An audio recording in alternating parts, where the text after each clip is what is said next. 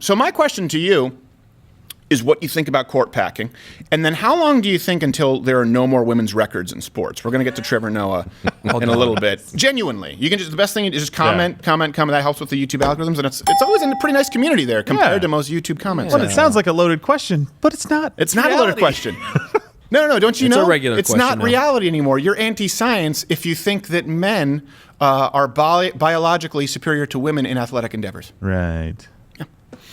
Just want to make sure that we're all on the same delusional page here. Yes, I don't want to be a bigot. We still have weight classes in men's sports. So yeah, no, and we also not for long. We also have anti-doping policies in men's sports. All right, we'll save it for the Trevor Noah segment because I want him to see it and I want to concentrate it. So Biden and the Democrats right now, this is what people are talking about: packing the court. And what does that mean?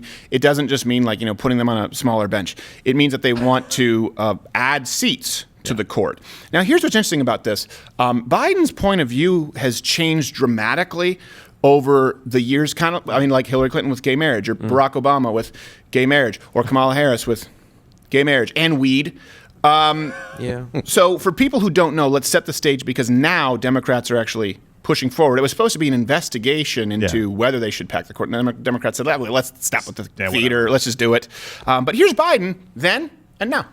And remember this old adage about power corrupts and absolute power corrupts absolutely. Corrupted by power, in my view, unveiled his court-packing plan. He wanted to increase the number of justices to 15, allowing himself to nominate those additional judges.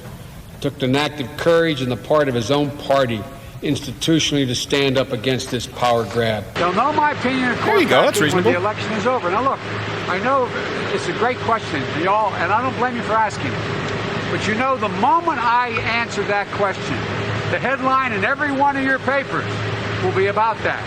Other than focusing on what's happening now. If they vote out before the election, you are open to expanding the court? I'm open to considering what happens from that point on. Listen, I know he spent 64 years in public office, but he goes against the grain in that he delivers direct answers. This man is no one's Manchurian puppet. I'm not saying that I won't not do it. Are you trying to wiggle out of this? I forgot the question. I have no idea where I am right now. Next question, please.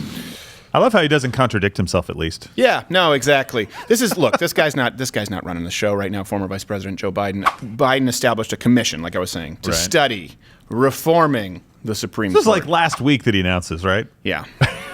The commission will produce, quote, an analysis of the principal arguments of the contemporary public debate for and against Supreme Court reform, with including the appraisal of the merits and legality in particular. Okay, so they're like, they're proposing. Now, House Democrats and Jerry Nadler, they're just going to be introducing legislation today, right?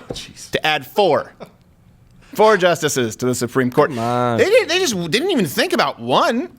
They just went right past it. Like, 4 is the magic number here. Wonder why. What happened to the blue ribbon panel? What does that mean, a blue ribbon panel? I have no idea. Insulted at all. Now, here's the thing. We've talked about this in the Change My Mind with the ACB, confirming ACB. Yeah. People say, well, why don't we've added justices to the courts in the past. Well over 100 years ago, okay? The last time, why do we have 9 justices? Let's be clear. For people who don't understand it, I'll explain to you a little bit of the history, and then we'll get to why this is a horrible idea. The last time was at 1869? 1869.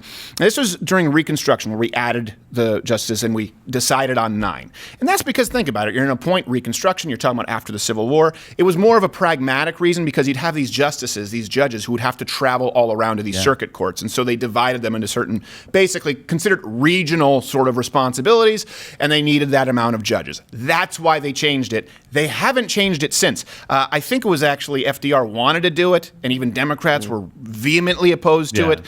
So this is something that may surprise a lot of people, but not that it's determined by polls, not that policy needs to be determined by polls, but the vast majority of Americans, I should say the majority of Americans, also oppose court packing. Well, and it was 53% Rasmussen. Yeah. Well, it was a practical decision too. When they did it to 9, they said, look, the court is about 3 years behind on cases right now. We need circuit courts in the South, especially to make sure we just fought a civil war. These guys still have the same values and same principles that we were fighting against. We need circuit court judges down there. So we're going to have the circuit court judges, and now we need to get through this backlog of cases. So 9 is the number. It was actually reduced to 7 in 1866, basically to prevent the president from being able to nominate any justices at all, right? Yeah. And so it was kind of put back. So there was a practical reason for moving it. Please name the practical reason right now. Oh, me? Nobody can. That's the thing. There is no reason to move the number. Oh, now. I thought you were saying the practical reason instead before. I'm like, you just listed it.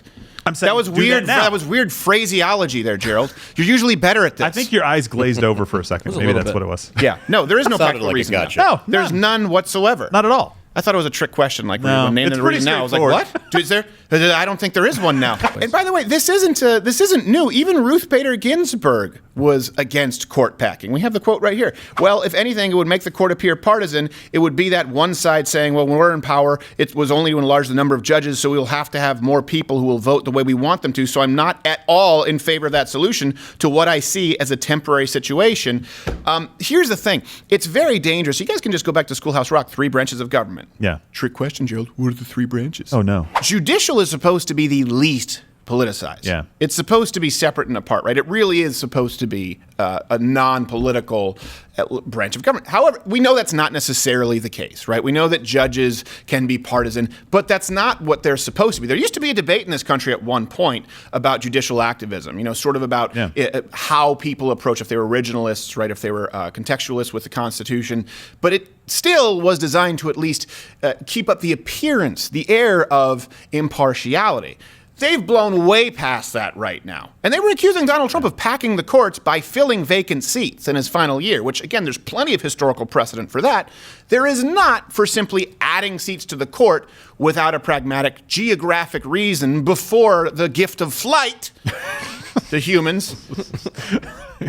Mass flight, mass transit, certainly before the Biden Acela Express, whatever it's called there from New York to Baltimore. And you know what? Look, this is just, here's the issue. If you haven't thought about this, right now if they add 4 judges to the court, okay, it's now whatever Democrats want. Right.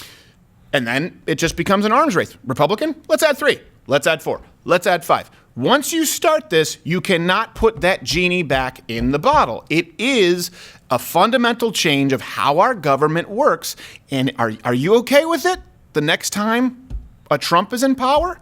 If you're a leftist, because I'll tell you what, my views have changed a little bit where I think all of us really, listen, principled conservatism and those things still matter, but now also, but we're tired of being trampled on it's like boxing and someone keeps kicking you in the nuts. At a certain point, when you keep kneeing me in the pills, all right, if the ref's not calling it, we're going to knee you back. And I'll tell you this, I'm someone who's always opposed court packing. If you add 4 seats, we should add 5. It's done. The gloves are off. Yeah. Never wanted it to be that way, but then it just becomes about winning and irritating you, placing sand in all the right places. That becomes my raison d'etre.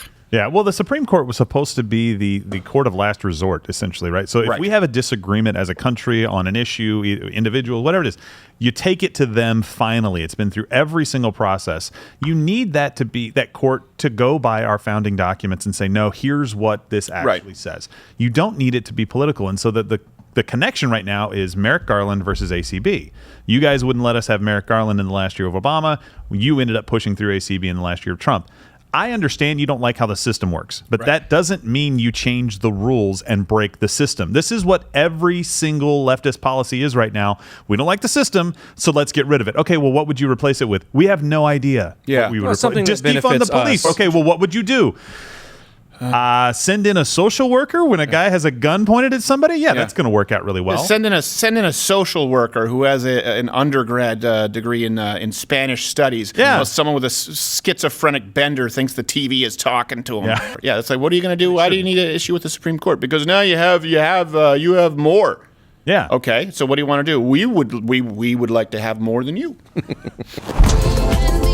Watch Louder with Crowder live, Monday through Thursday, 10 a.m. Eastern.